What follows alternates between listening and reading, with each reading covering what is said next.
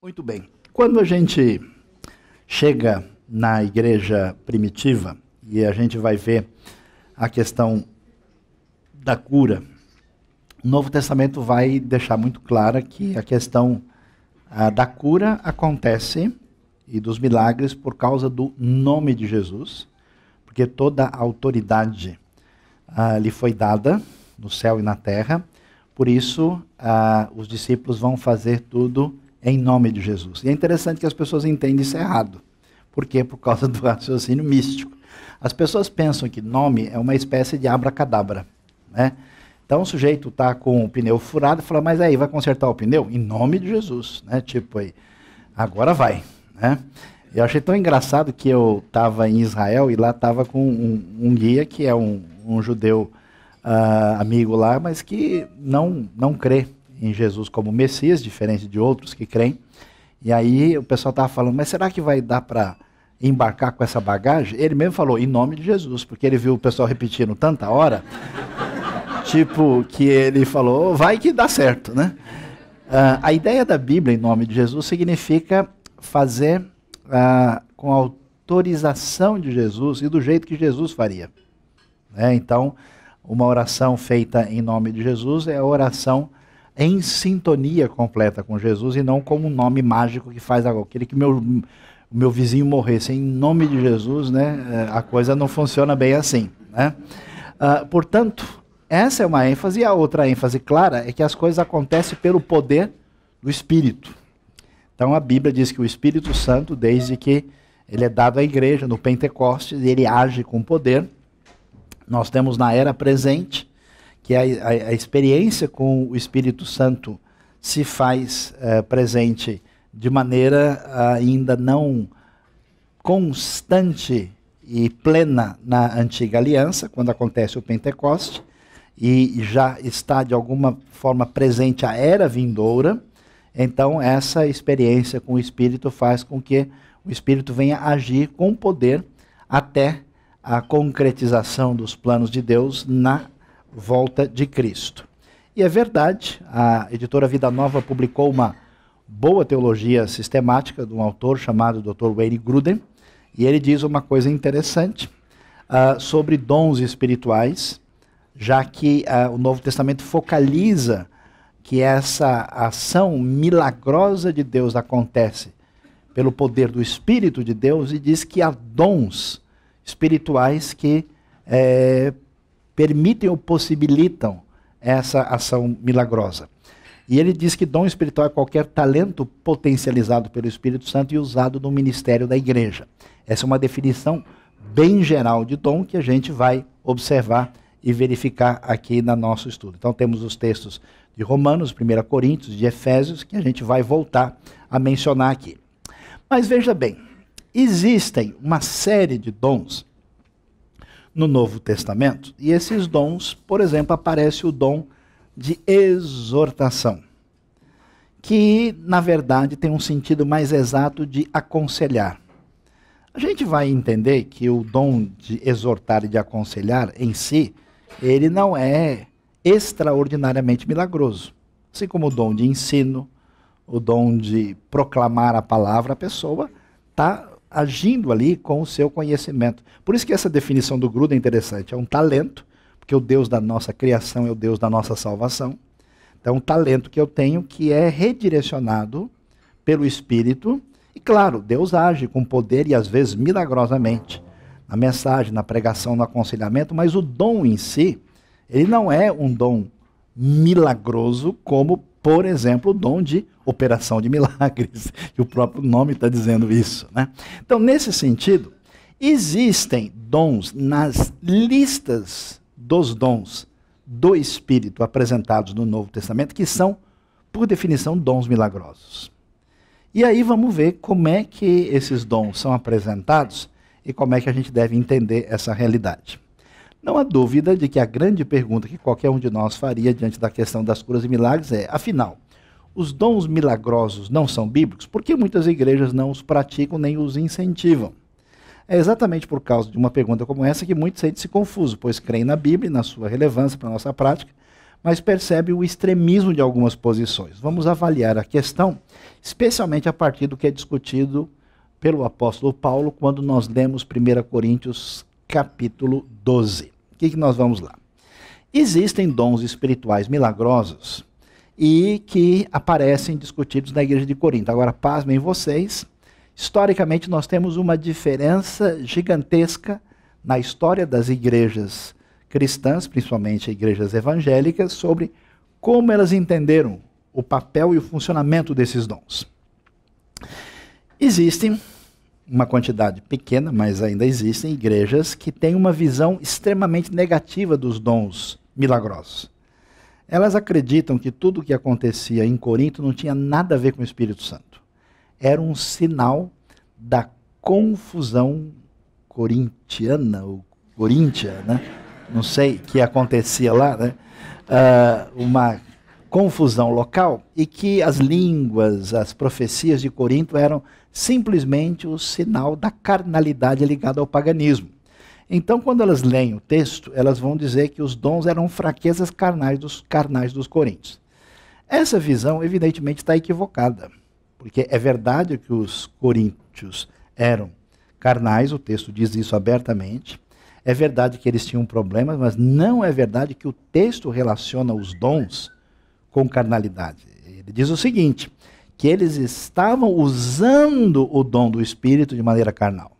Eles estavam usando uma coisa que vinha de Deus, que era uma coisa boa, mas de maneira indevida. Eles estavam administrando indevidamente aquilo que era dado pelo Espírito Santo. Uma outra posição sugeriu que, na verdade, não existe dons espirituais. Isso é influência do quê? Da visão secular e ateísta. Não tem dom espiritual. É que Paulo falou que ele falava em línguas, claro, ele falava grego, hebraico, aramaico, latim, e os coríntios também falavam. Falar em línguas é estudar, é ser amigo do saião, ver um monte de livro assim de língua diferente e tentar ficar aprendendo essas línguas esquisitas. Mas em nenhum momento a gente aprende isso da Bíblia. Eles acham que os dons vinham da mera capacidade humana dos coríntios. Então o dom de cura é o médico ir lá, dar anestesia, dar remédio para a pessoa. Bom, Deus pode até abençoar o médico, pode abençoar o procedimento, Deus pode abençoar quem faz curso de línguas, mas o texto bíblico não está falando disso. Não é verdade que dom de línguas é estudar línguas estrangeiras, e não é verdade que essas curas são humanas. Então essa visão de que os dons estão ligados com capacidade humana não resiste à avaliação do texto bíblico. Uma outra posição, que é bastante comum em círculos muito conservadores, é que os dons eram legítimos. De fato, aconteciam línguas dadas pelo Espírito Santo, aconteciam milagres, sinais, poder de Deus, só que acabou, não tem mais. A ideia é que esses dons tinham um propósito no contexto da igreja primitiva, mas que uma vez que acabou a era apostólica, os dons acabaram com ela. Então os dons eram milagrosamente legítimos, mas já não existem hoje. Então qualquer pessoa que for falar sobre dons espirituais hoje, nessa posição chamada de cessacionista, deve entender que ele está equivocado, porque esses milagres não acontecem mais. A outra perspectiva entende que esses dons são legítimos. São 5 ideias diferentes. São legítimos e são indispensáveis. É a visão predominante de toda a tradição pentecostal. Que os dons são milagrosamente legítimos e são indispensáveis para a igreja de hoje. Não só é verdade que os dons existiram, que eles continuaram existindo, que eles existem hoje e que eles são fundamentais para a vida da igreja. Se a igreja não tiver manifestação dos dons de poder na vida dela, ela está incompleta. Porque sem a manifestação desses dons, significa que essa igreja é fria, que essa igreja não tem o Espírito Santo, que ela está de alguma maneira fragilizada, e só quando o fogo cai que a coisa realmente está sendo legitimamente aprovada por Deus. Existe uma outra posição que talvez vocês vão pensar hoje, talvez não tenham ouvido antes, é que os dons espirituais milagrosos do Novo Testamento são manifestacionais. Ou seja, eles não eram sempre obrigatórios. Os dons são milagrosamente legítimos, não cessaram, continuam ocorrendo e ocorreram na história em quantidade variável em função da circunstância e da necessidade e da soberania divina, mas eles são manifestações do Espírito e dependem de Deus. E a gente vai ver como se compreende isso, e aqui vou deixar claro que me parece que essa posição é um posicionamento mais equilibrado em função da avaliação do texto bíblico. Como é que, historicamente, a perspectiva pentecostal entendeu a questão da manifestação dos dons milagrosos?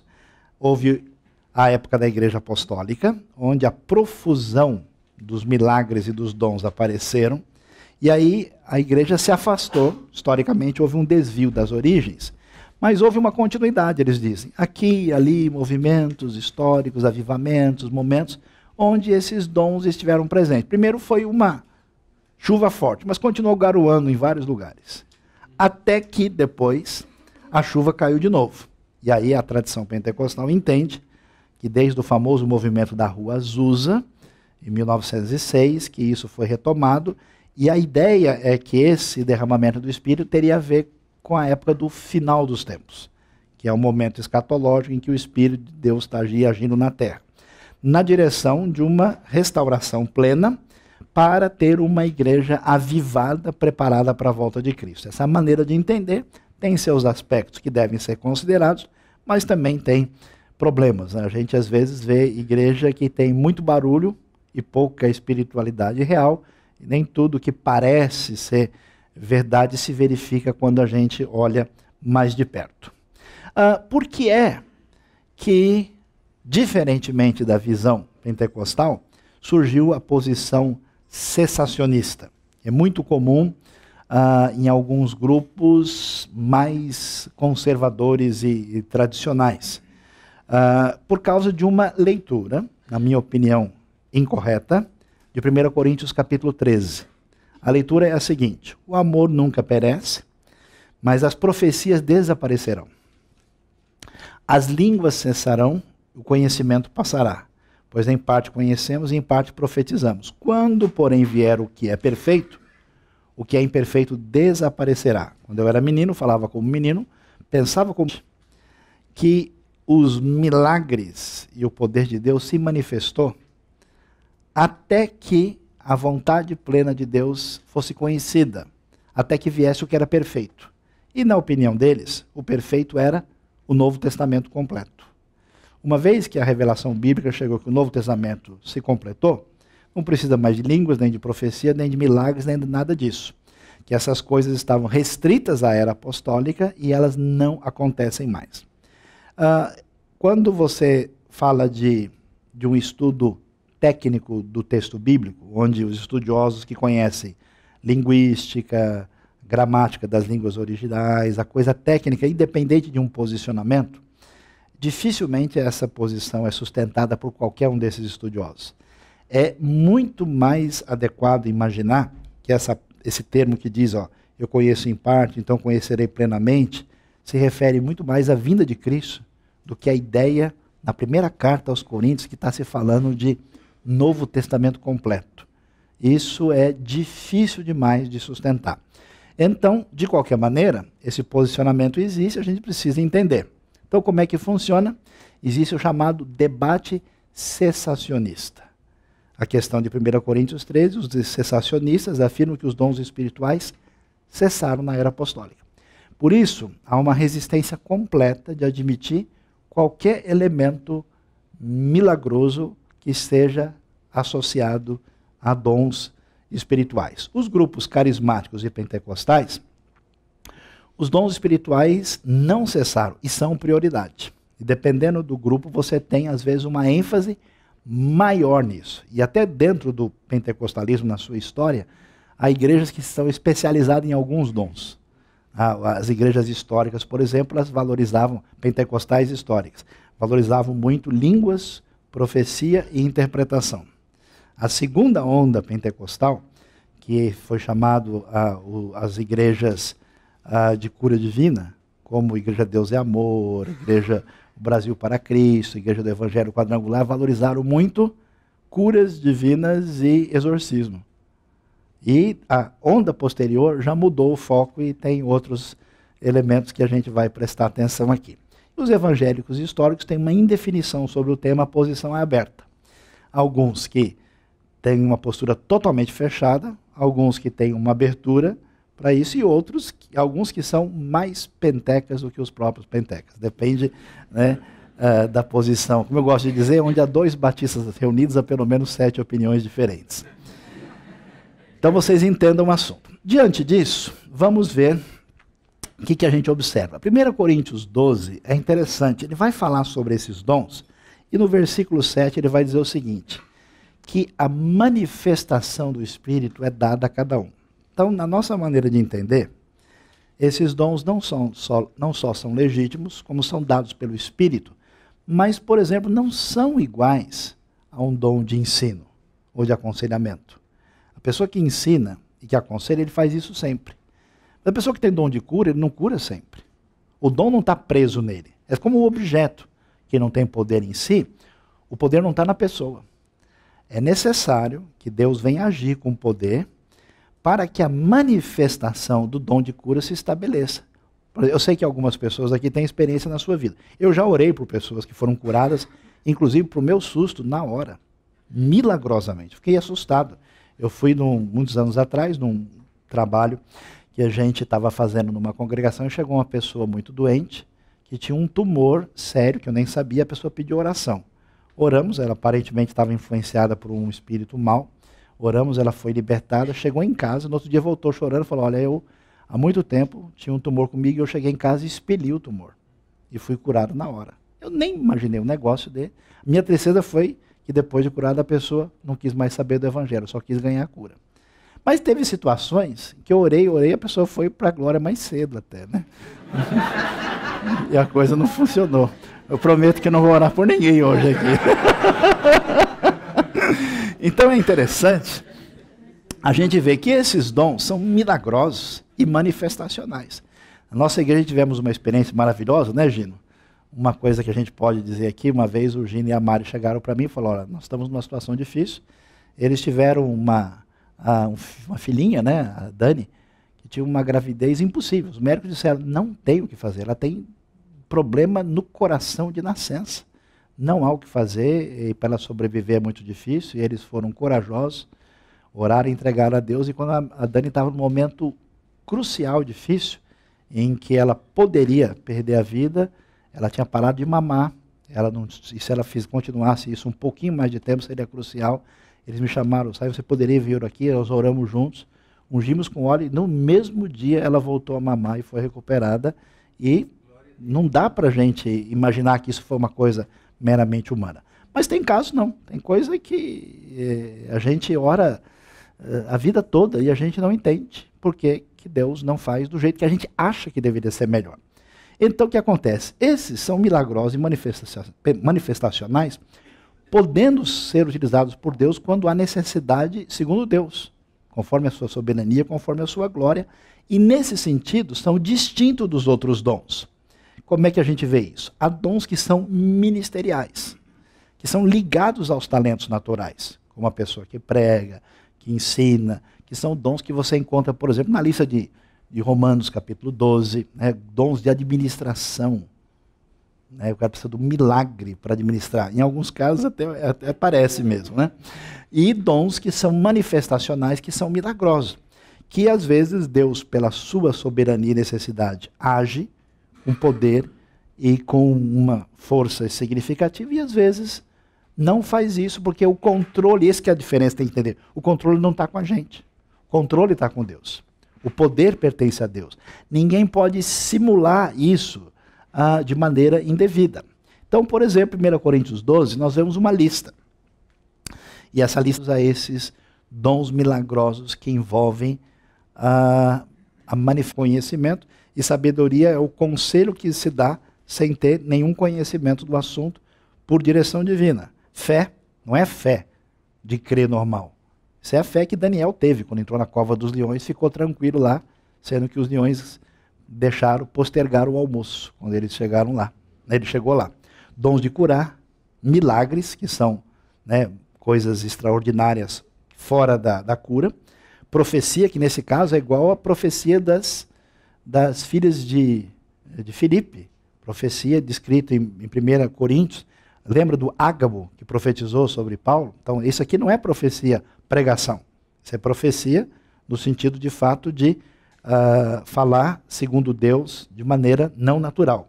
Discernimento de espíritos. Impressionante, eu tive um amigo meu, é interessante, ele foi radicalmente pentecostal, aí ele descobriu uma série de problemas, ele deu um retorno, permaneceu em posição equilibrada. O que ele me assustou quando ele contou a sua experiência de discernimento de espírito. Encontrou uma pessoa que andava profetizando falsamente em vários lugares, ele teve a intuição de Deus, orou pela pessoa, a pessoa estava possessa de um espírito mau. E o espírito dizia, quantas pessoas eu enganei por meio dos meus falsos oráculos. E ele, com autoridade, uma pessoa muito séria, amigo meu de uma igreja Assembleia de Deus, e que tinha uma autoridade espiritual muito grande. Línguas, interpretação de línguas. 1 Coríntios 12, 28 vai reunir, porque está falando de um outro contexto, reúne apóstolo, profeta, mestre, milagres, variedade de cura, socorro, administração em línguas, aí juntando dons que são milagrosos e outros que não são.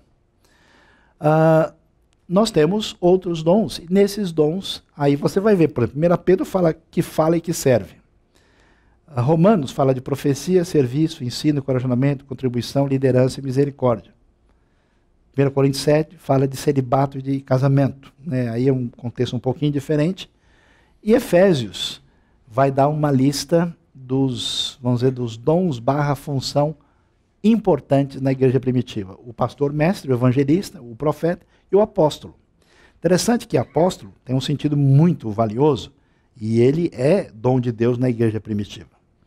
Só que o apóstolo, no sentido original dos primeiros discípulos de Jesus, né, eles eram, você pode entender isso quando você lê Atos 1, quando Judas morre, né, e eles estão pensando quem vai ficar no lugar de Judas, eles falam, precisa ser alguém que, como nós, foi testemunha de tudo o que aconteceu. Precisava ser um shaliach, um enviado especial, comissionado pelo Senhor, e que fosse testemunha da ressurreição. Então, apóstolo no sentido de ser essa pessoa com esse caráter de autoridade da parte do Senhor, nós temos 12. Por que a gente pode dizer que a gente tem uma fé apostólica? Onde é que está a autoridade apostólica para nós? Nos escritos dos apóstolos. Onde está a autoridade apostólica no contexto católico romano? Por quê? Porque a tradição católica sugere que a autoridade apostólica não está no grupo original, mas vai passando de geração em geração. Então o Papa e o Colégio de Cardeais detêm essa autoridade apostólica. A autoridade apostólica não está na revelação, mas está na instituição. Essa é a diferença fundamental. Por isso precisa manter a substituição apostólica. E isso faz com que o catolicismo, diferentemente da perspectiva evangélica, tenha a sua doutrina sempre aberta para as novas encíclicas e decisões da igreja. Porque a igreja é a autoridade máxima. Na tradição evangélica, a Bíblia é a autoridade máxima. Então essa é a fé apostólica. Agora, se você ler Atos 14, 14, você vai ver que Barnabé chamaram de apóstolo. Mas aí é outra coisa, é um missionário pioneiro. É um fundador de igrejas, não é apóstolo no sentido dos 12. Tem 2 sentidos da palavra. Profeta, evangelista, pastor, mestre, muitos desses dons não têm esse elemento de milagroso, direto. 1 Coríntios 12, 7 diz que a manifestação do Espírito é dada para o proveito comum. Isso parece indicar que os dons milagrosos eram manifestacionais. Os dons de Romanos 12, Efésios, 1 Pedro, faziam parte da vida diária dos cristãos e estavam relacionados com a personalidade e a capacidade deles, como é o caso do dom de ensino, de misericórdia, de pastor, mestre, etc. Já os dons de 1 Coríntios 12 não parecem ser propriedade definitiva do cristão, mas ocorriam em função da necessidade. Quer ver que interessante? É interessante notar que Paulo, apesar de ter sido usado por Deus em curas, não curou Timóteo. Timóteo está com um problema no estômago. Paulo, olha, o negócio está difícil. O que Paulo ia dizer? Está amarrado. Queima esse problema, Jesus, está resolvido. Porque se Paulo tinha o dom de cura, preso nele ele curava quando ele queria, ele não curou Timóteo, ou porque estava com raiva dele, ou porque falou, não deixa ele sofrer mais um pouco para ele aprender. Quer dizer que ele nem sempre que ele queria, ele curava. Essa é a diferença que a gente tem que ter do extremismo que nós temos do pessoal que diz que não tem cura de jeito nenhum, e o outro que diz que cura tudo quando quer, como quer. Que as duas posições são equivocadas. Então, ele não curou Timóteo, nem Trófimo. Trófimo era o seu amigo Efésio. Ele deixou Trófimo doente em Mileto, 2 Timóteo 4,20. E aí a pessoa pensa, puxa, foi por causa do Trófimo que Paulo foi preso, lembra? Quando ele chega lá em Jerusalém, ele está com o Trófimo, e ele vai para o templo e os líderes religiosos falam, não, ele colocou um gentio dentro do templo. Está vendo? Como ele foi preso por causa dele, agora também não vou curar. Não, está errado. Claro que não. Não é isso. Filipenses 2, 26, 27 fala da doença quase mortal que sofreu Epafrodito. Mas a igreja primitiva não tinha poder? Cheia de milagres? Como assim Epafrodito tem doença mortal? Não. Por que esses cristãos primitivos não foram curados de imediato? Parece razoável concluir que esses dons podiam não se manifestar sempre. Às vezes Deus curava, às vezes não. Deus livrou Pedro milagrosamente da prisão em Atos, Tiago, porém, morreu à espada. De maneira semelhante, os dons manifestavam-se em certas situações, mas em outras não. É interessante, até na história da igreja, às vezes, você vê a igreja chegando num lugar, num ambiente, num contexto, e você vê Deus agindo com poder, fazendo coisas extraordinárias. Conta-se, por exemplo, eu não sei os detalhes, mas quando começou o momento comunista duro na Letônia, entre os letos surgiram pessoas que tiveram manifestações proféticas dizendo, olha, o negócio vai ficar difícil. E esses letos, por causa disso, em grande parte, migraram e muitos vieram para o Brasil. E fundaram as igrejas batistas letas do interior de São Paulo. Em 1930, a maior igreja batista brasileira era uma igreja de 2.300 membros em Varpa, perto de Tupã, no interior de São Paulo. E é interessante que a tradição mais antiga batista local teve origem profética, vai para entender um negócio desse, né? E aí eles tiveram esse negócio extraordinário, mas depois aquilo não se manifestou mais da mesma maneira e as igrejas se conduziram de outra forma. Houve um avivamento impressionante nos últimos anos em vários lugares do mundo. Um impressionante foi na Indonésia, nos anos 60.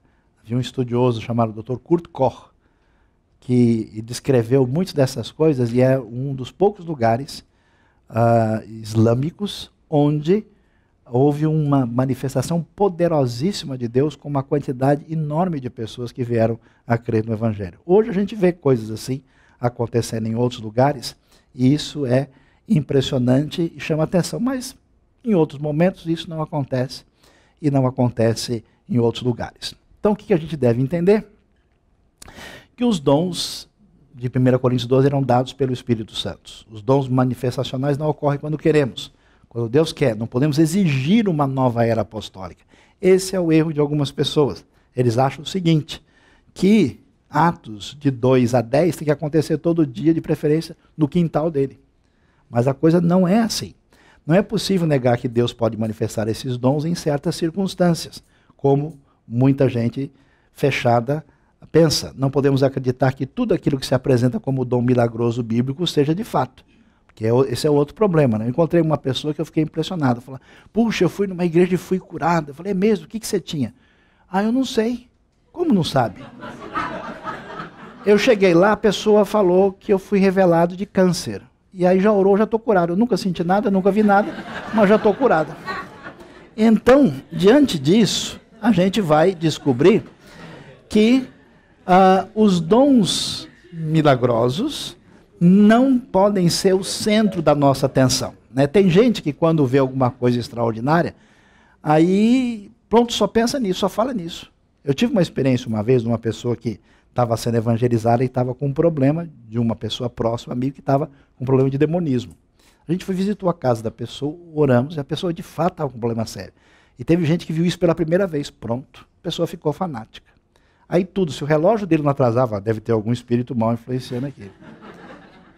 Se alguém doente, eu estou com uma dor no braço, deve ser, vamos orar agora e expulsar. Porque a pessoa, pela primeira vez, viu um negócio assim, ele achou que tudo que acontecia agora era culpa do demônio. Os dons milagrosos não podem ser, nossa tarefa é proclamar o Evangelho de Cristo. Não pode brincar de distrações milagrosas, vivendo uma vida que agrada a Deus. Se Deus fizer manifestar dons milagrosos, seja Ele louvado. Se não o fizer, seja Ele louvado também. Então é o Deus dos milagres de Paulo e Pedro, e é o Deus de Jó e também do apóstolo João preso na ilha de Patmos. O que acontece? A coisa muda de figura quando a gente vê um novo movimento que surge na história da igreja brasileira e do mundo chamado neopentecostalismo. Que acontece no final dos anos 70, começo dos 80, surge uma mudança, surgem igrejas como a Universal, a Igreja Internacional da Graça, e algumas características que nesse movimento mudam em relação tanto ao pentecostalismo histórico, como em relação às igrejas tradicionais históricas. E o neopentecostalismo não vai simplesmente dizer que existe dons, que existe cura, que existe milagre, vai mudar bem o foco. Ele vai dizer o seguinte: primeiro, vai se tornar refém da teologia da prosperidade. A teologia da prosperidade não fala que Deus nos abençoa financeiramente, fala outra coisa. Fala que Deus está obrigado a nos abençoar financeiramente. E diz mais, se você não tem dinheiro suficiente, só tem duas explicações. Ou você está em pecado, ou você não pediu, não tem fé suficiente. Porque o dinheiro já está lá declarado, já é só pegar, é só determinar. Aquela ideia de muito dinheiro no bolso, saúde para dar e vender, é assim. E a ideia é que todo mundo que não está bem financeiramente tem algum problema espiritual. Pessoal, isso não é verdade. Há pessoas que estão com dificuldades e não é por razões espirituais. E há pessoas que estão bem de vida e também não é por razões de espiritualidade, até porque estão fazendo coisa errada e lucrando com isso. Né? Depois, a simplificação teológica. Todo mal vem do diabo. Existe problemas ligados a demonismo? Existe. Existe opressão espiritual? Existe. Mas existem outros tipos de problemas. Existe problema físico, existe problema psicológico, existe problema psiquiátrico. Tem gente que tem depressão e a pessoa precisa tomar carbonato de lítio. Ele não ele não ressuscitou ainda. O corpo dele não está glorificado. Ele tem dificuldades. Então a gente não pode confundir. Eu digo isso, digo com dor no coração, sabe por quê? Eu conheci uma família onde a menina tinha um diabetes muito elevado, e ela tinha 16 anos, e a família ficou expulsando o demônio. A menina morreu. A glicemia chegou a 900, e ela não resistiu.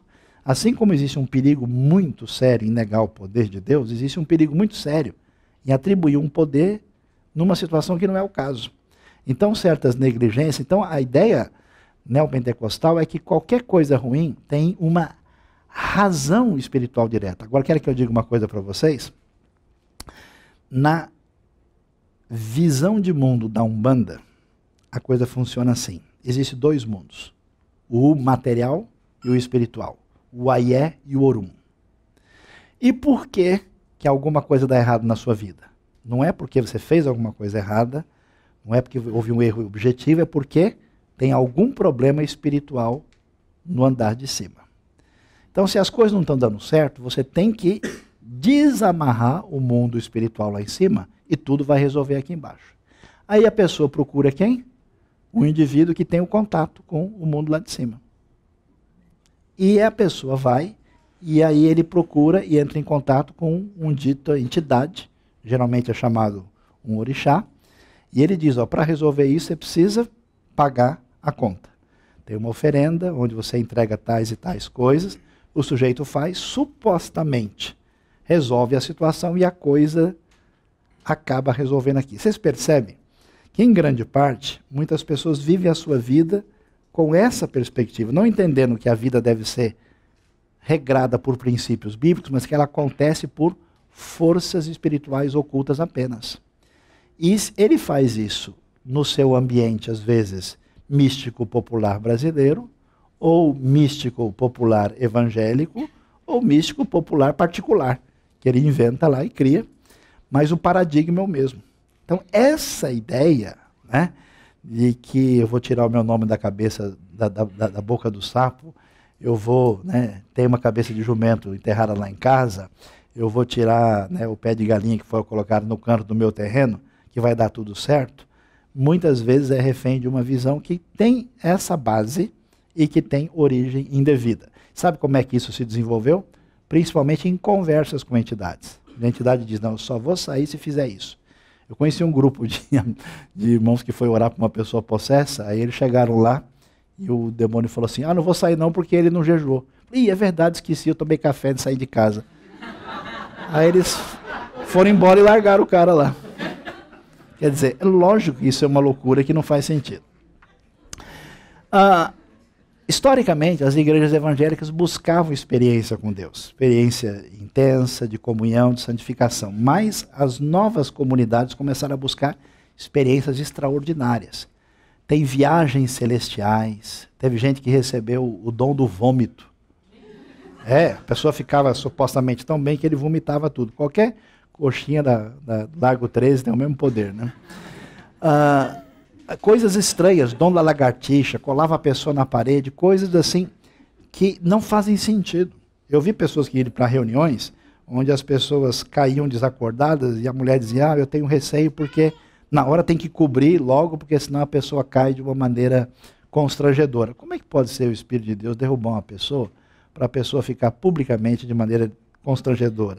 Tem alguma coisa fora do lugar nesse tipo de comportamento. Uma hermenêutica diferente. Não se estuda a Bíblia para entender o texto adequadamente. Não, existe uma hermenêutica que é o seguinte, separa-se da Bíblia só os casos positivos. Ninguém vai falar dos conflitos, das lutas, por isso se prefere somente as histórias vitoriosas, principalmente do Antigo Testamento. E aí se faz uma hermenêutica alegórica. Você vai enfrentar o gigante Golias. Pega a pedra da vitória e joga agora na cabeça do gigante, porque ele vai ser derrotado. E a pessoa, então, é envolvida em rituais e não consegue, de fato, entender a Bíblia. A confissão positiva. O que é a confissão positiva? Eu declaro que tudo vai dar certo. Eu declaro, eu determino. Qual é o problema?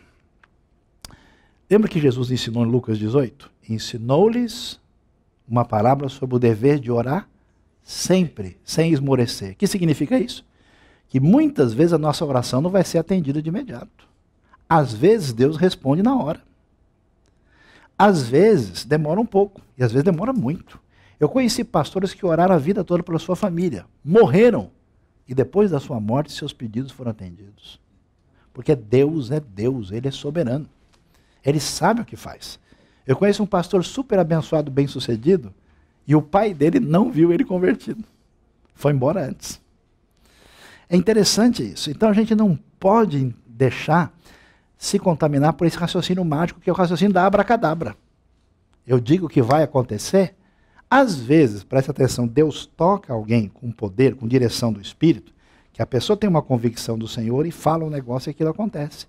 Mas alguém querer determinar e dizer que as coisas são assim, não é o que nós vemos no Novo Testamento.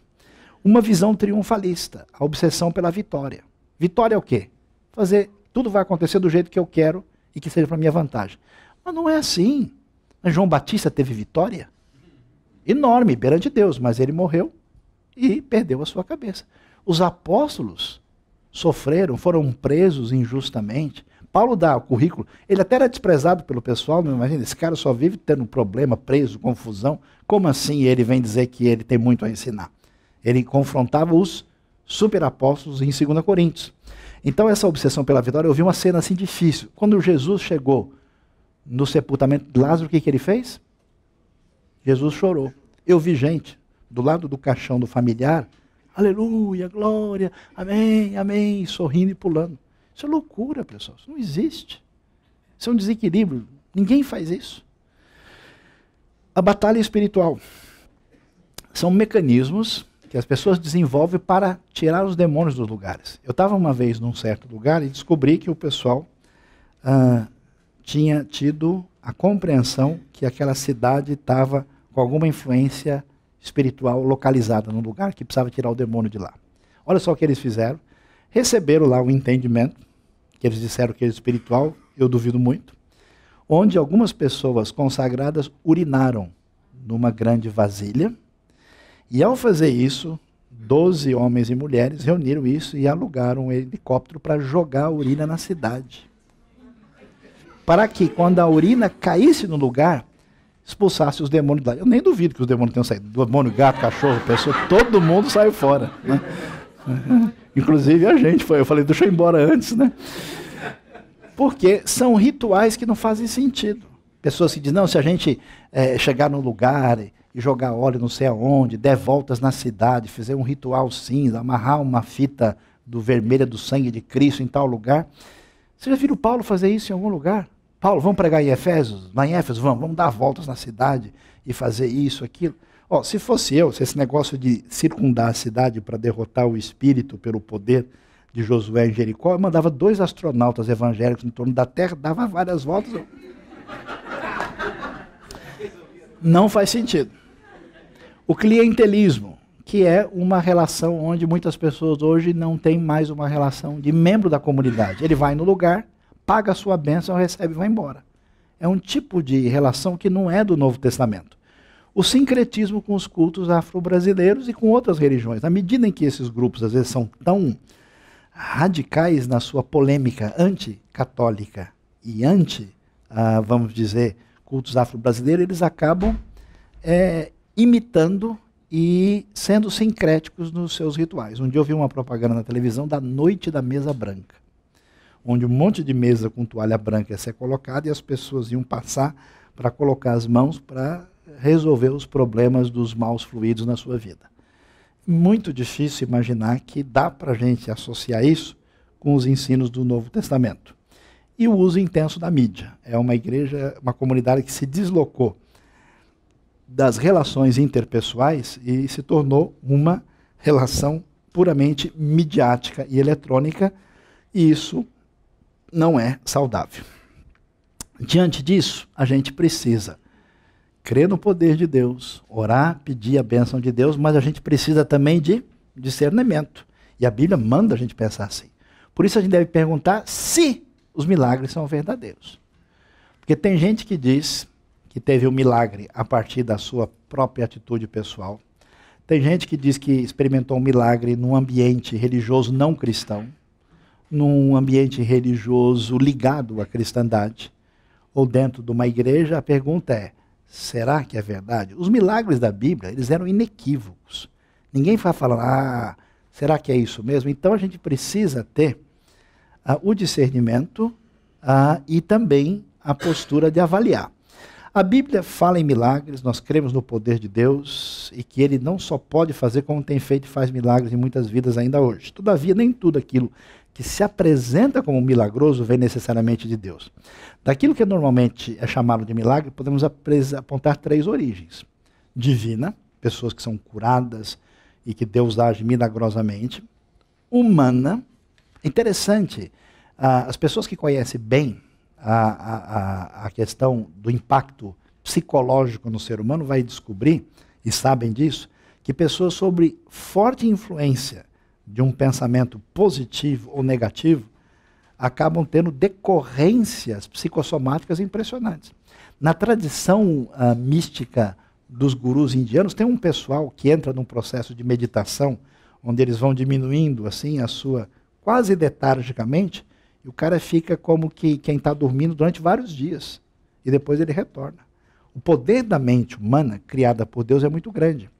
E algumas coisas são coisas que se explicam a partir da questão psicológica. E existe coisa diabólica, a Bíblia fala sobre isso, que existem milagres e sinais que podem ser feitos por Satanás, que se possível for, enganariam até os escolhidos. Então eu conheço pessoas, né, que se envolveram com determinados cultos místicos e parecem de fato ter experimentado uma espécie de milagre ligados ao mal. E a história de pessoas que foram libertadas disso, que dizem que de fato eles experimentaram, por exemplo, uma cura, mas ficaram escravizados por aquele espécie de espírito durante toda a sua vida, até que eles fossem libertados. Então, diante disso, o que a gente precisa ver? Alguns exemplos bíblicos. Os magos do Egito, lembra que faziam coisas impressionantes? A advertência de Deuteronômio 13, olha, o Senhor Deus, Ele vai permitir que se vocês encontrarem um profeta que faça um sinal, o Senhor está testando vocês, para ver se vocês amam o Senhor. Porque se vocês estão atrás só de milagre, o cara fez milagre, acabou. Alguém de vocês já ouviu falar, por exemplo, no acontecimento de uma comunidade que se tornou chamada Comunidade da Santa Vó Rosa? Então é um grupo, originalmente pentecostal, que acabou indo numa outra direção e que uma senhora, que era da comunidade, que se entendia que tinha dons de Deus, foi declarada por revelação que ela era o Espírito Santo esperado. E ela foi assim instituída como tal, faleceu, e a comunidade até hoje faz oração e cura em nome da Santa Vó Rosa, que é o Paráclito, o Espírito Santo revelado. E é claro que isso afastou-se completamente do Novo Testamento, mas o impressionante, se é verdade ou não, a gente tem que averiguar, que muitas pessoas afirmam, eu recebi tal graça, teoricamente, pela influência da Santa Vó Rosa. Por isso o discernimento é importante. A adivinhação da escrava de Filipos, que a gente vê lá, o poder de Satanás de disfarçar-se em anjo de luz, 2 Coríntios 11, e Apocalipse fala do poder da besta que faz descer fogo do céu. Imagina, a pessoa descer fogo do céu na sua frente, fala, não, só pode ser especial de Deus isso aí. Essas são evidências suficientes do poder diabólico de operar milagres. Por essa razão, a advertência de Jesus aos cristãos para não seguirem falsos profetas volta-se exatamente para o aspecto milagroso, onde surgir falsos cristos e falsos profetas farão grandes sinais e prodígios, de modo que se possível fora, enganariam até os escolhidos. Portanto, meus queridos, apeguem-se à palavra de Deus, estudem a Bíblia, firmem-se na palavra, qualquer pessoa fora da palavra pode ser enganada. Portanto, o discernimento necessário diante de possíveis milagres é importante. Por exemplo, eu conheço gente que diz que foi milagrosamente curada e é falso diagnóstico. A pessoa teve informação errada. Eu vi um sujeito uma vez dar um testemunho, lembra dos carros antigos que tinham o negócio de marcar o combustível? E era, né, mecânico. Quando você colocava de um jeito, ele caía. Então ele foi e estacionou o carro e de uma maneira que a boia mexeu e o carro, o combustível marcou meio tanque. Claro, porque a boia mudou de lugar. Ele foi lá na frente e contou um testemunho que Deus tinha multiplicado a gasolina dele no meio do caminho porque ele estava indo para a igreja. E todo mundo achou o máximo. É claro que isso não aconteceu. Então tem suposta cura que é bobagem. Às vezes tem cura de sintoma psicossomático. Então dizer, a pessoa estava com dor na cabeça, estava com dor nas pernas, dor na coluna, e alguém orou, se sentiu melhor.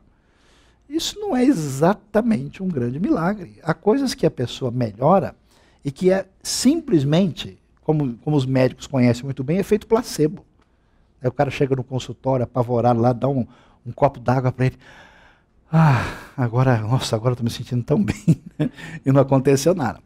Há curas que são momentâneas. Ou seja, a pessoa, por reação do organismo, por uma circunstância, tem uma melhora. Não quer dizer que ela foi curada. Infelizmente, eu pessoalmente vi gente dizer, olha, aconteceu isso comigo, eu estava mal, e agora, finalmente, eu estou curado, estou bem, está tudo certo. 2 meses depois faleceu. Porque houve uma reação do organismo, a doença, de certa forma, ficou ali controlada, mas ela não foi curada de fato, e infelizmente, uma pessoa ainda nova, faleceu. Há curas que são naturais. O que eu já ouvi de gente falar do milagre, que o seu filho, quando era criança, tinha bronquite, e depois, agora que ele chegou na adolescência, não tem mais, e foi graças ao óleo especial de Jerusalém que eles trouxeram, e uma boa parte das pessoas tem bronquite quando é criança e depois de um tempo a pessoa melhora. Existe cura natural que, às vezes, indevidamente atribui-se milagres. E, às vezes, o que incomoda é o ambiente de cura que muitas pessoas promovem. Ou seja, no Novo Testamento, a coisa é muito simples. Jesus vai lá, os apóstolos preparam. O que, às vezes, incomoda a gente é que muitos contextos onde a cura é prometida, você tem um ambiente todo que trabalha a questão sensorial, psicológica, a pessoa fica um tempão diante de muita música e muita, vamos dizer, ação emocional, onde o indivíduo vai dizer que ele se sente bem, mas não necessariamente é uma cura real. E o problema é que há hoje muitos chamados pregadores de cura que têm uma postura que eu diria muito cômoda. Ele diz o quê? Não, eu vou curar você agora, fazendo a oração e o ritual certo. Se não der certo, você não creu. O problema é seu. Você tem algum problema na sua vida. Você não creu ou você está em pecado. Ou seja, a pessoa, né? Uma vez eu vi um sujeito na televisão, alguém escreveu dizendo, olha, aconteceu isso, deu tudo errado comigo. Aí ele disse, não, veja, eu não disse que ia acontecer tudo certo. Se você tivesse fé e você de fato fosse escolhido por Deus, ia dar certo. Aí o sujeito não tem, né? Então fica difícil, a gente precisa ter esse discernimento. Diante disso, o que a gente deve dizer? É bom saber que Deus cura e faz coisas extraordinárias. Não duvido de que alguns casos de cura são de fato verídicos. Atenção, inclusive em ambientes controversos. Por quê? Porque Deus é bom. Então tem gente que foi no lugar menos saudável possível do ponto de vista teológico. Mas a pessoa foi com uma sinceridade tão grande, uma fé tão grande, que ele chegou lá e ele até fez o negócio. Não é que ele foi curado mesmo. Você vai lá, faz o exame. Por que isso acontece? Porque Deus não é ruim que nem eu. Já que ele foi aí, eu não vou curar. Deus é bom. E às vezes, né, Deus não cura por causa da pessoa, mas apesar dela. Então, se Deus fosse escolher a cara do indivíduo para beneficiar, já começaria me deixando de lado. Como ele é bom, Deus às vezes faz coisas pela simplicidade, coração e fé que a pessoa tem. E eu tenho visto coisas, aliás, eu tenho gente assim tão assim relevante no meio cristão hoje, que ele me diz o seguinte: eu fui num cantinho de periferia, numa igrejinha de porta de garagem, que o sujeito não sabia nem falar nós vai, nós fica. Chegou lá, ele fez uma oração, aconteceu assim, e o que? Deus de fato, humilha às vezes a sabedoria humana. Uma pessoa que não tem muito o que oferecer, Deus vai, às vezes, agir de maneira especial. Pessoas sinceras, com fé, são algumas vezes curadas. Mas se levarmos em conta a propaganda, os diversos fatores já listrados, o número de casos possivelmente legítimos, em tudo que a gente ouve é bem pequeno. Se você for ver, de fato, né, o que realmente aconteceu é limitado. É provável que, feitas tais considerações, não aconteçam muito mais curas verdadeiras em igrejas ditas de milagres do que em outras igrejas. Eu conheço tantas histórias de gente que foi abençoada milagrosamente por Deus em tantos contextos que isso nunca foi divulgado, explorado, trabalhado. E às vezes você encontra ambientes onde isso é trabalhado de maneira mais pública. Eu conheço amigos, pastores pentecostais que possuem parentes portadores de doenças incuráveis. E é interessante, o parente permanece com uma dificuldade grande. E ele continua orando por pessoas, e algumas pessoas são curadas, e essas pessoas não são. Nós não temos o poder e o domínio sobre isso. E foram obrigados a conviver com isso. E já vi casos de membros comuns de igrejas tradicionais, aliás, às vezes sem acreditar em nada, gente condenados pela medicina que, mediante a oração de suas igrejas, recuperaram-se maravilhosamente, mesmo não sendo muitos, eles acontecem sem fazer nenhum alarde. Talvez a história mais impressionante que eu vi foi a história de um grupo de irmãos que resolveu fazer uma missão num contexto islâmico. Eles foram num lugar super complicado e a ordem foi, pessoal, todo mundo aqui quieto, ninguém pode, se o pessoal desconfiar que a gente é cristão, nós vamos morrer, porque o pessoal é radical demais aqui, eles não sabem nada sobre a fé. Então nós vamos só visitar os lugares, orar em espírito, tirar foto, ver o lugar como turista e vão embora. E aí desses ambientes sempre tem um escolhido desde a eternidade para criar confusão no grupo. E esse, um irmão abençoado, estava lá. Esse cara já tinha dado muito trabalho, até o líder falou assim, eu vou me livrar dele porque eu vou deixar ele no outro grupo, que eu não quero nem ter esse cara perto de mim. E o cara foi. Dito e feito, quando chegou no lugar lá, e eles chegaram, o líder da comunidade local se levantou, né, um líder muçulmano, falou, quem são vocês que estão fazendo aqui? Nós viemos aqui falar a palavra de Deus, do amor de Jesus por vocês. Quando ele falou isso, todo mundo já apavorou e falou, que doideira é agora? Aí o cara já se encheu de ira, ficou revoltado e foi falar com eles assim, e ele deu uma parada e falou, tá bom. É bom que você veio aqui. Então eu queria que vocês então viessem, vocês são cristãos, vieram falar de Jesus? Né? Tá, então eu tive um derrame, metade do meu corpo não funciona, eu tenho mais de 60 anos, e eu quero que vocês orem agora para que eu seja curado, para ver se vocês de fato querem ajudar a gente. Vocês não estão dizendo? Então vamos lá, quero ver agora. Aí imagina o pessoal tudo morrendo de medo, já sabendo assim, o pessoal estava cantando, eu também vou viver lá no céu, fim da lida terreal, quando já do Rio. O pessoal já estava deitando ali para morrer. Aí então quem pode orar? Adivinha quem pôde? Só o querido abençoado. Todo mundo já, né, encomendando, já pedindo perdão dos últimos pecados, já pensando na glória eterna, né? Aí o cara foi com aquela oração mais, assim, que só ele podia fazer, orou no meio da oração. O líder islâmico começa a gritar, estou curado, o que aconteceu? Aí o pessoal ficou lá esperando, apavorado, né? Porque todo mundo chegou, todo mundo na hora marcada, e só o grupo, o cara falou, puxa, eu sabia que esse cara ia dar complicação.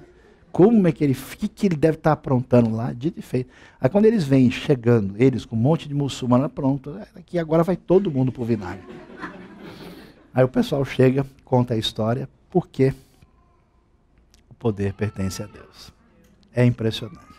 Então louve a Deus diante das suas lutas e dificuldades, porque Deus é bom e sabe o que acontece.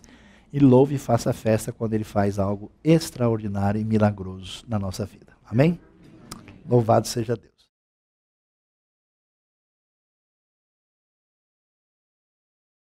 Vamos abrir um tempinho aí, que nós temos para as últimas perguntas e questões levantadas diante da nossa reflexão a respeito do assunto. Vamos lá? Pois não, vamos chegando aqui.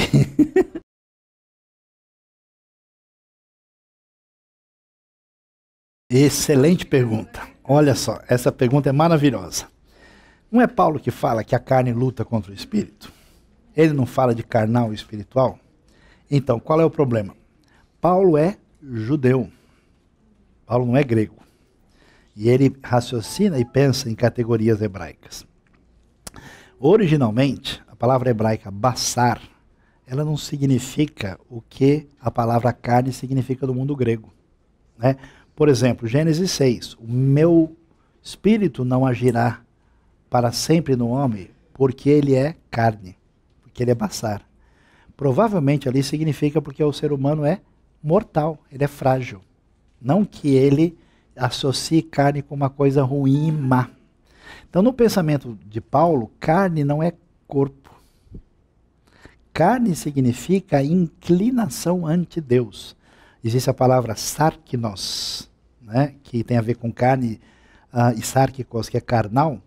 Essa palavra sarx, de onde vem sarcástico em português, ela está ligada com toda inclinação contra Deus. Quando Paulo fala do espiritual, não é da parte espiritual, mas ligada ao Espírito de Deus que age. E carne, por exemplo, orgulho é uma coisa da carne. E qual é a parte do corpo onde o orgulho está? Porque a gente está muito em português, né? A gente fala a carne, já pensa no quê, né? A obra já está ligado, pecados ligados à sexualidade. Mas a ideia da Bíblia é que uma coisa espiritual é uma coisa feita em conformidade com a vontade de Deus. Por exemplo, ajudar pessoas doentes que estão sofrendo, agindo com misericórdia, fazendo coisas físicas, é espiritual.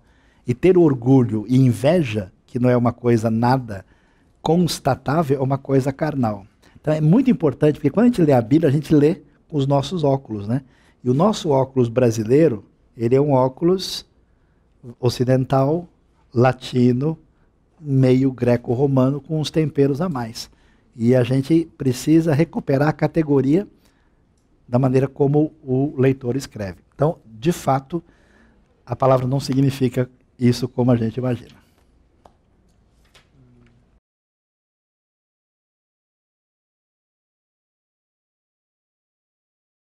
O que acontece? A ideia do espírito ser superior à matéria, ela está ligada ao fato de que a realidade essencial do universo, ela é espiritual. E que a matéria é uma decorrência secundária, negativa, inferior, e em muitos grupos é a fonte do mal. Quanto mais material estiver, mais ligado ao mal.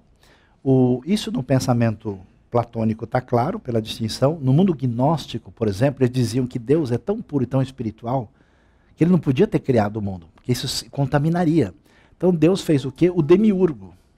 O demiurgo é uma espécie de Deus no meio do caminho menor, que teria a autoridade para criar por um processo de emanações as realidades inferiores.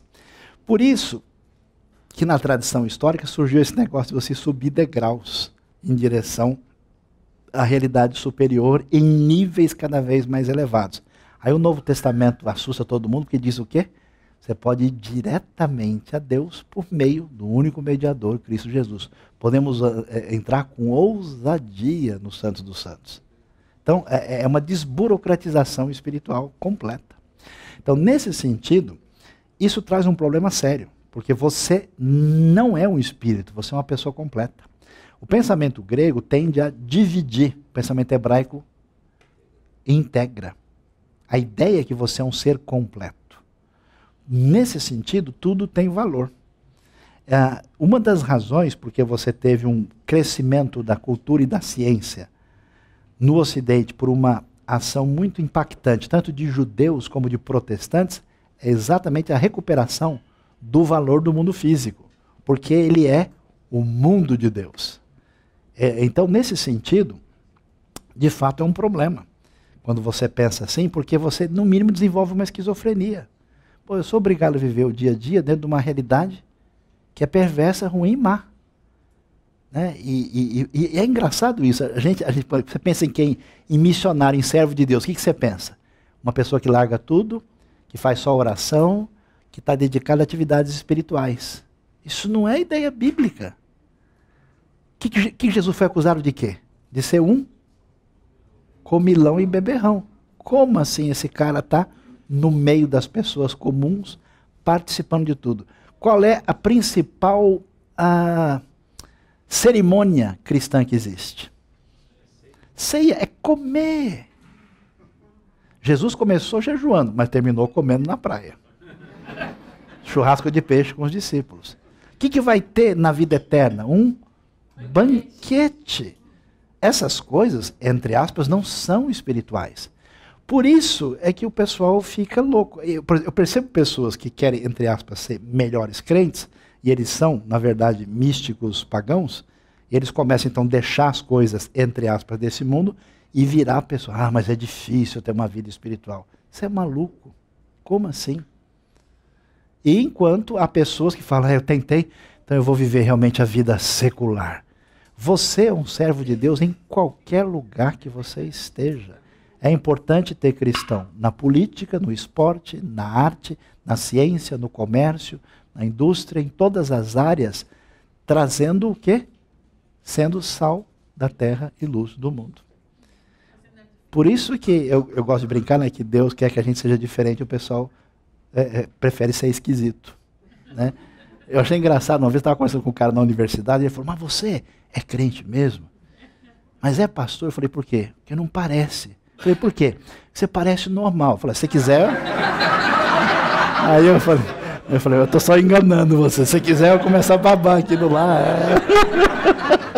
Aí o cara rachou o bico e eu junto. Né? Beleza. Aqui, depois daqui, vamos lá.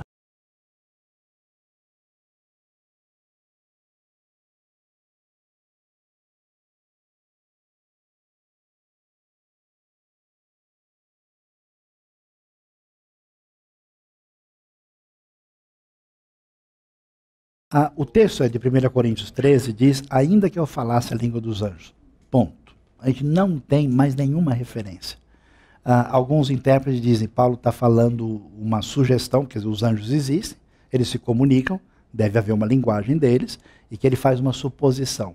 Não está fazendo uma constatação que ele conheça essas línguas.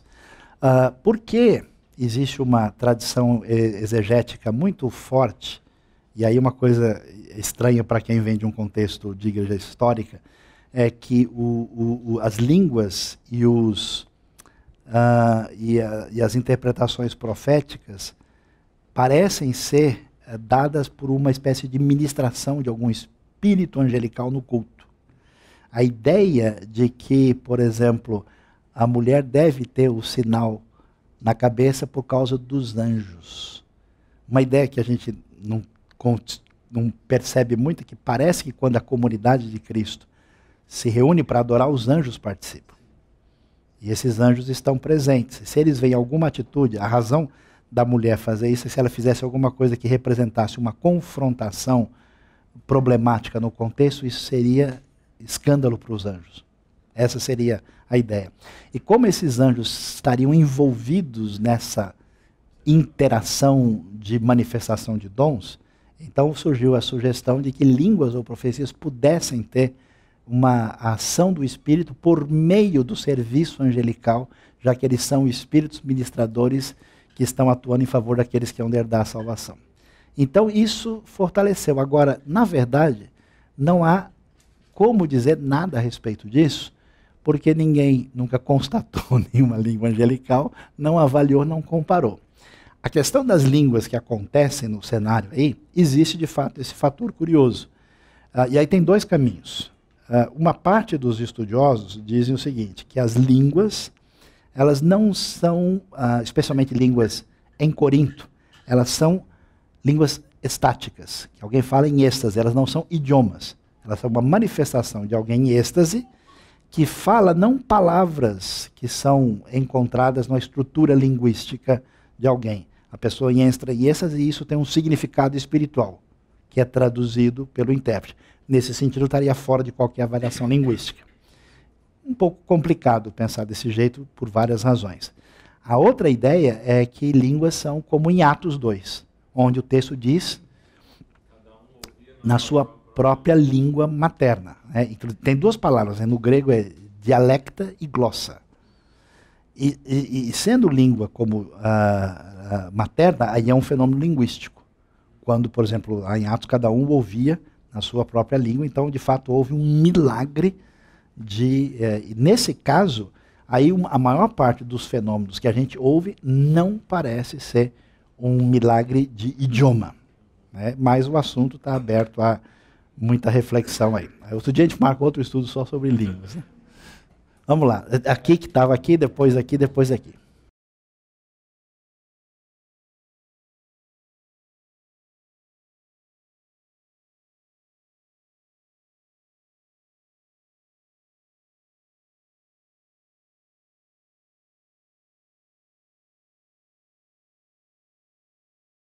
Nenhuma vez no Novo Testamento você vê o Novo Testamento dizendo que o comportamento do cristão, do salvo, no ambiente que lhe é comum, é exatamente igual ao de Paulo nas suas missões. Jesus disse o quê? Ninguém é profeta da sua própria terra. Então, assim, quando você está na sua casa, no seu ambiente de trabalho, na sua escola, onde você está, se você quiser transformar aquilo em Paulo, em Atenas, em Éfeso, você certamente vai ter que sair de barco à noite, escondido, ou atravessando a muralha. Porque não funciona assim. Nos ambientes onde você tem um contato constante, a diferença que é feita é pelo seu testemunho, pela sua vida. Então, por exemplo, tem gente que, como eu gosto de dizer, né, evangélico é xiita, o muçulmano é xiita, o evangélico é chaato.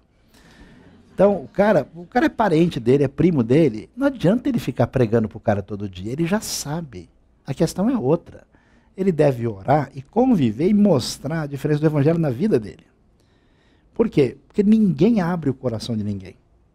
A pessoa que dá lugar e o espírito é que age. Quando a pessoa, pela sua vida, se interessar e você for coerente, ela vem atrás de você. Se você for uma pessoa de confiança, espiritualmente relevante, primeiro espaço na vida da pessoa, ela fala, escuta, eu queria conversar contigo uma hora, pode ser? Agora, se você tem uma vida complicada, a pessoa olha para você e fala, se esse cara for para o céu, eu vou para outro lugar, estou fora. Eu já vi gente descrever e falar assim, isso aí é salvo, dando risada. Aí não dá. Agora, claro, se eu estou numa campanha evangelística, missionária, e vou anunciar, é uma coisa, eu vou anunciar quem não conhece. Mas as pessoas próximas de mim, a minha vida é a primeira referência, segundo o meu contato pessoal, e terceira a oportunidade que Deus abre.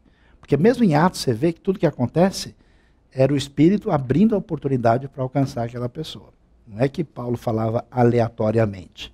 Ele era conduzido a situações. Nesse sentido, a gente precisa ter discernimento. Tá? E aí vale muito, especialmente numa sociedade que, de certa forma, se entende como cristianizada e influenciada pelo Evangelho. Tínhamos aqui e depois aqui.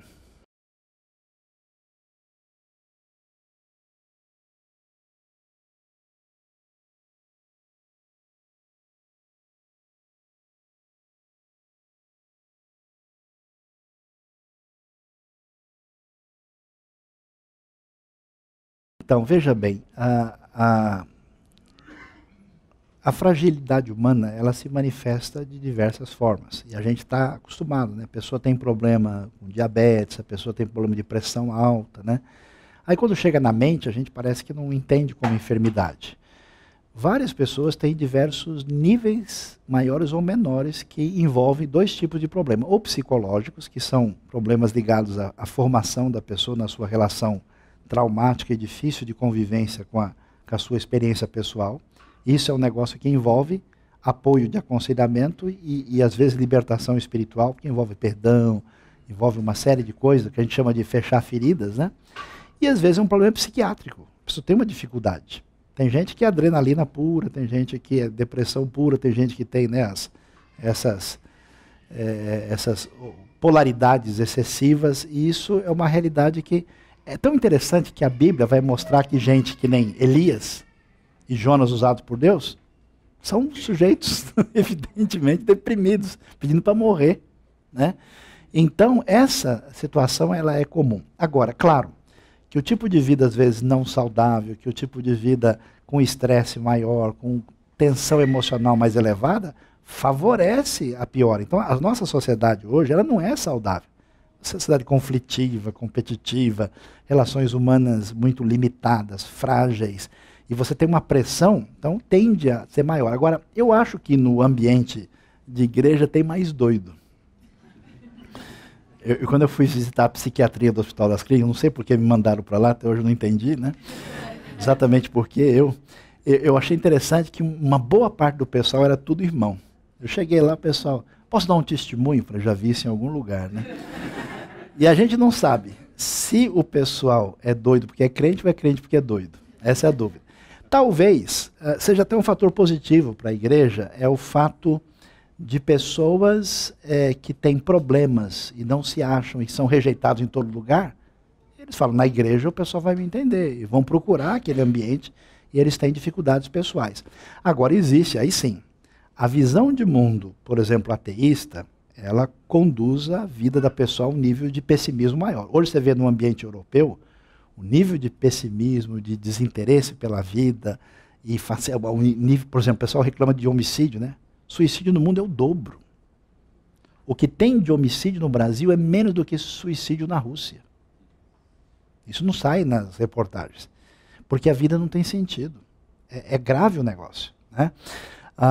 E ao mesmo tempo em que você tem isso, no mundo místico, onde a pessoa é levada a toda essa falta de parâmetros, de condução da vida por princípios, surge um número maior de desequilíbrios pessoais, onde a relação com a espiritualidade pode ser doentia, mesmo sendo uma espiritualidade dita evangélica. Então tem gente que quando vai para a igreja, piora, porque ele de fato não se apropria da graça de Deus, ele não se apropria da bênção do evangelho, e até ele neurotiza, às vezes, a culpa acentuada que ele já tem.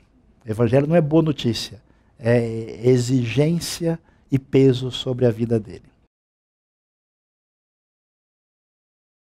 Esse texto é muito importante e é um dos textos mais complicados e mais mal entendidos do Novo Testamento. Um bom grupo de pessoas vai dizer o seguinte: isso aí não está nos melhores manuscritos, portanto não vale para isso. Bobagem. Se não está no melhor manuscrito, então tira da Bíblia. Como é que vai estar esse negócio aí? Outro grupo vai estar em dificuldade. Dizer, bom, se esses sinais seguirão os que creem, todo cristão precisa ter isso. Falar em línguas, tudo bem. Expulsar demônio, mas beber veneno, pegar em cobra, aí já é complicado. Vocês saibam que existem grupos, por exemplo, no sul dos Estados Unidos tem uma comunidade que eles começaram a ser a comunidade, a Igreja da Serpente. O pessoal entra, joga um monte de cobra lá e os crentes do local ficam sendo mordidos para ver se eles são crentes de verdade. A gente está preparando isso para amanhã, gente, né? Então, qual que é o problema? A questão é simples. O texto é correto, o texto é palavra de Deus, é verdadeiro, mas ele não está dizendo que esses sinais acompanharão individualmente cada cristão na história. Esses sinais estarão presentes na Igreja de Cristo vencedora. Por exemplo, vocês conhecem alguém que pegou em serpente e não morreu? Apóstolo Paulo. Isso não é uma coisa comum, ou seja, o poder de Deus vai estar na igreja, e quando essa igreja, como igreja, se espalhar pelo mundo, vai acontecer gente falando em línguas, vai acontecer milagres, vai acontecer gente pegar em serpente e não morrer, e beber veneno e não morrer. Eu conheço história de missionários que foram para um lugar e foram envenenados pelos locais e não morreram. Os caras ficaram apavorados, falaram, que tipo de gente é essa? Agora, isso não quer dizer que você falar, bom, como Deus falou isso, eu vou hoje em casa beber um copo para ver se a palavra é verdade. Isso é bobagem. Então isso não significa que todos esses sinais seguirão individualmente todas as pessoas que crerem em qualquer momento da sua vida. Isso é fundamental, porque o sujeito rejeita o texto ou ele faz loucura com o texto. Tá bom? Nosso tempo acabou. Não dá para a gente prosseguir, porque já são 12:30. A gente respeita o horário, pessoal que tem aí, tá? Muito obrigado. Deus abençoe a todos. E satisfação.